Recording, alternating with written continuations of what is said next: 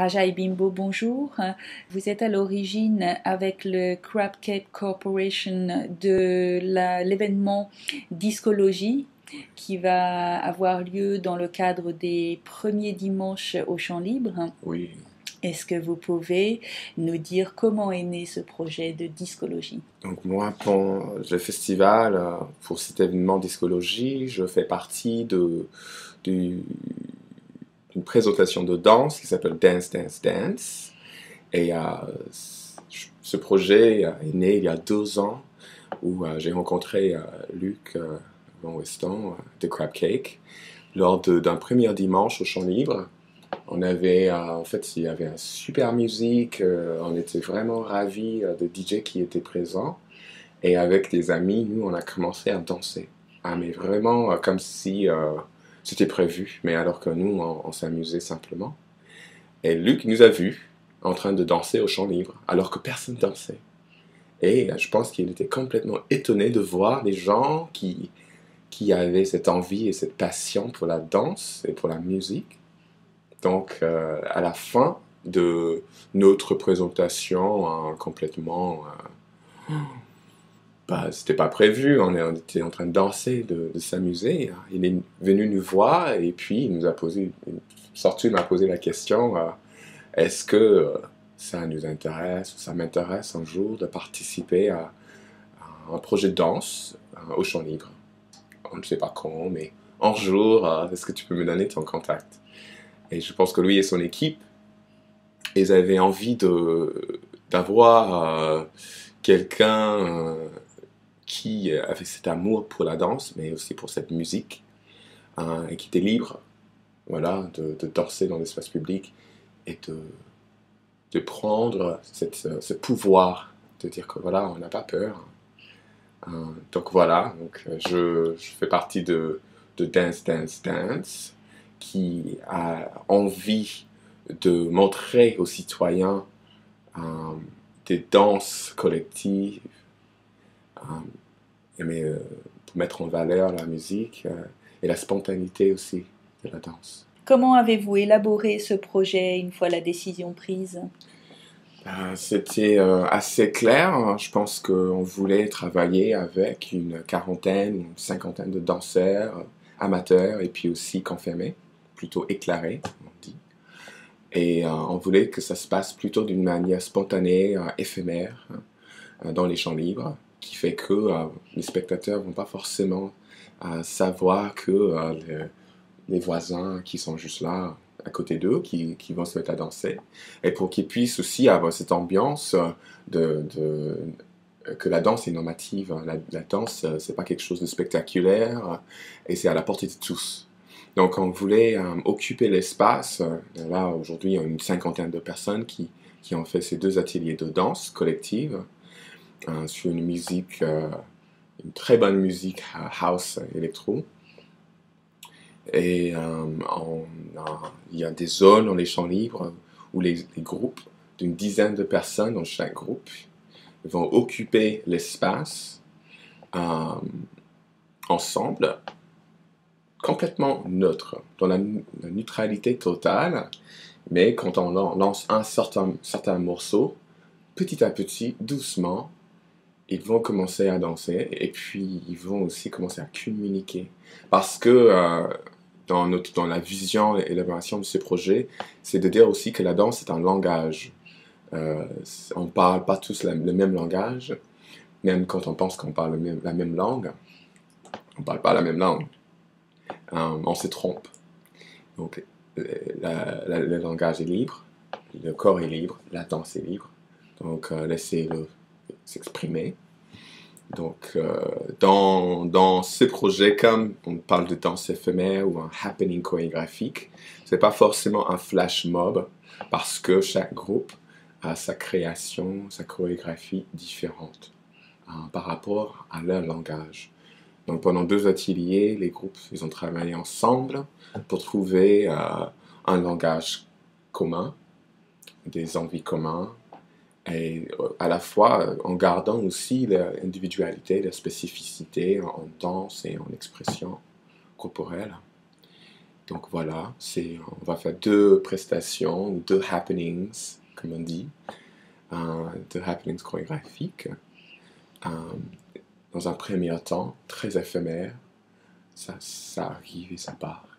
Et dans un deuxième temps, essayer de provoquer la danse partout et de faire danser tout le monde. Il va y avoir une boîte de nuit éphémère également. Oui, donc effectivement, c'est bien de dire ça. Il y aura dans la salle Anita Conti une boîte de nuit éphémère, ou une boîte de jour. Et la salle sera convertie en boîte de nuit. Et là également, toute la journée, dans l'après-midi, les danseurs qui font partie, on a fait des chorégraphies collectives encore dans l'esprit de partage et de la communication. Ça veut dire que la danse, on ne va pas danser dans un placard, on danse ensemble. Et que ça soit de la danse bretonne ou que ça soit aussi de la danse house, du funk, du soul, il faut partager le moment avec les autres. Même si on sort tous ensemble en boîte, il ne faut pas rester entre amis. Il faut inviter les autres à danser. Donc, vraiment un terrain assez traditionnel, mais aujourd'hui qu'on ne trouve pas forcément dans les milieux de boîte de nuit ou dans des soirées. Tous les groupes sont ensemble, tous les groupes restent entre eux. Et là, l'envie, c'est de faire non, on ne reste pas juste entre nous, n'est-ce pas? On peut partager, on peut communiquer, on peut évoluer notre façon de danser ensemble. Donc, la boîte de nuit dans la salle Anita Conti, c'est justement pour ces danseurs, mais aussi pour le public, de partager des moments très sympas en soirée. Et puis, bien sûr, la boîte de nuit, c'est intéressant parce qu'il y aura aussi des enfants qui vont pouvoir aller dans une ambiance de boîte, de fête qu'ils n'ont peut-être jamais vu de leur vie. Donc, je pense que ça va être vraiment un éclatement pour les enfants. Donc, je suis ravi de faire partie de ce projet parce que j'ai envie de partager mon amour pour la danse, mais aussi j'ai envie de provoquer un tout petit peu ce que je trouve un côté assez puritain. Ça veut dire que même quand on danse, parfois on reste ensemble avec nos amis, avec nos proches. On a besoin d'une ouverture pour aller plus loin. Et donc ce projet, nous touchons, on se touche, on se regarde sans intention, sans drague, vraiment avec la bienveillance de l'autre, parce que la danse, c'est quand même quelque chose de très bienveillant. Mais je veux qu'on s'ouvre, puis qu'on ouvre les yeux vers l'autre et d'imaginer, je regarde sa façon de danser, et moi, sa façon de danser, ça va avoir un impact sur moi. Et que cette personne voit maintenant que je parle ce langage et que maintenant on peut partir, on peut communiquer sans parler. Et que voilà, au final, la danse, pour moi, ça montre quelque chose de banal chez l'homme, dans l'humanité. Un besoin de bouger, de s'exprimer. Et c'est universel chez tous les humains. Alors, mais c'est la communication non verbale, sans mots, juste le corps et la sensation. Et donc, pour moi, c'est une espèce de nirvana quand je me mets sur une piste de danse et puis je vois qu'il y a des gens qui ont envie de parler avec moi. Alors qu'on parle ensemble et qu'on fait des chorés ensemble et qu'on crée des chorégraphies qui n'ont jamais existé et on s'exprime. Donc, pour moi, c'est un bonheur de travailler avec des gens qui ont cette ouverture, qui ont envie de partager ce moment ensemble. Dans mon histoire comme danseur, je pense que j'ai eu pas mal de difficultés à devenir le danseur que je voulais être parce qu'il y avait une bonne partie de ma famille, de la société qui trouve la danse méprisant, qui ne comprend pas, qui voit que c'est comme un loisir et que ça n'aboutira à rien. Donc du coup, j'ai pris des décisions parfois en fonction des envies des autres. Alors que moi, j'avais envie de danser et aujourd'hui, j'ai toujours envie de danser. Que ce soit aux États-Unis ou en France, j'ai eu des histoires ou des expériences assez négatives, mais aussi j'ai eu beaucoup d'histoires positives où des gens dans mon entourage, ici et ailleurs, qui m'encouragent, qui me disent mais il faut danser, t'es fabuleux, il faut que tu t'exprimes, et il faut que tu te concentres sur ton envie. Une fois, un week-end, je me suis retrouvé pendant un festival sportif à Rennes, sur l'esplanade Charles de Gaulle. Et j'ai entendu une super musique. Et comme c'est mon habitude, moi je danse dans l'espace public, hein. Il n'y a pas une interdiction, hein. Mais je ne vois pas non plus. Et je pense que tant qu'Américain, je suis aussi un peu... je vois la France, un pays de liberté totale d'une manière par rapport aux États-Unis parfois, mais il y a des contradictions. Parce que quand, au bout de 5 minutes, je commençais à danser à une musique que j'adorais, un morceau qui m'a touché, j'ai commencé à danser. J'ai eu un agent de sécurité de ce festival. J'étais dans un coin assez loin, pas à côté des gens, je pouvais pas déranger les gens, mais il est venu, il m'a dit, mais c'est ridicule ce que vous faites, il faut partir. Et il m'a blessé profondément. Et je me dis, mais qu'est-ce que je fais? Est-ce que je me batte?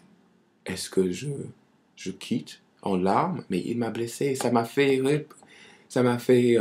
penser à tout ce que j'avais entendu dans ma jeunesse, où attends, arrête, t'es pas danseur, fais pas ça, euh, t'es ridicule, on te dira que c'est une fille en train de danser.